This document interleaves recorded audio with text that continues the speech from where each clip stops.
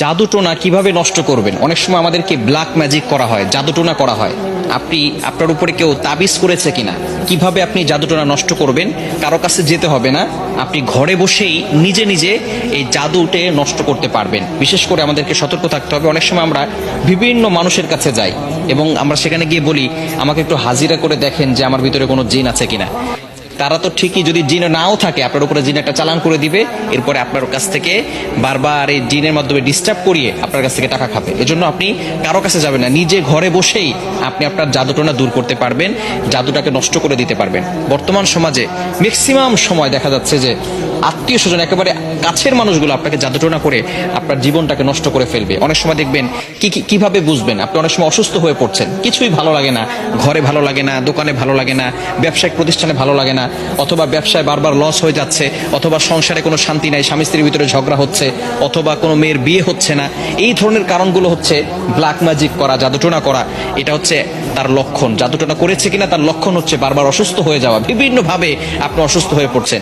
মেয়েটার বিয়ে হচ্ছে না, বারবার পাত্র আসে, দেখে সবকিছু ঠিকঠাক থাকে, যেদিন বিয়ে ডেট দিবে তার কিছুদিন আগে বলে বিয়ে করবো না।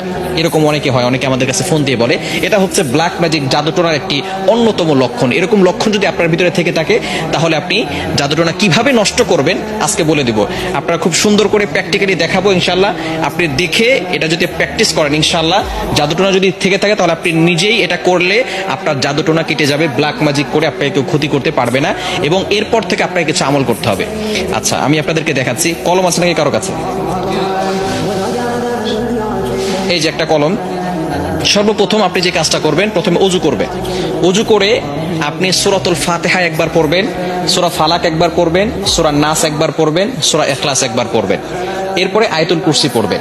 প্রথমে সূরা ফাতিহা একবার, এরপরে সূরা ফালাক একবার, সূরা নাস একবার, এরপরে সূরা ইখলাস একবার, আয়াতুল কুরসি একবার। এটা পড়ার পরে এরপরে আপনি একটা চেয়ারে বসবেন।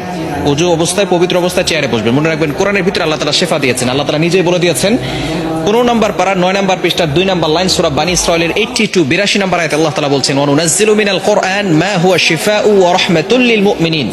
আমি আল্লাহ তাআলা মুমিনদের জন্য কোরআনটা শিফা স্বরূপ নাজিল করে দিয়েছি। প্রথমে আপনি বসবেন একটা চেয়ারের উপরে, পবিত্র হয়ে, অজু করে পবিত্র হয়ে তারপরে বসবেন। বসার পরে একবার সূরা ফাতিহা পড়বেন, এরপরে আপনি সূরা ইখলাস, সূরা ফালাক, সূরা নাস পড়বেন, এরপর আয়াতুল কুরসি পড়বেন। এরপরে আপনি 7 বার সূরা ফাতিহা পড়তে হবে আউযুবিল্লাহ বিসমিল্লাহ সহকারে। এই যে একটা ছুরি নেবেন ডান হাতে, ডান হাতে, এটা আমি পেন দিয়ে দেখাচ্ছি, আপনি একটা ছুরি নেবেন।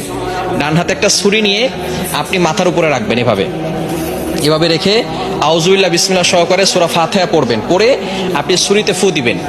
ছুরিতে ফু দেওয়ার পরে এরপরে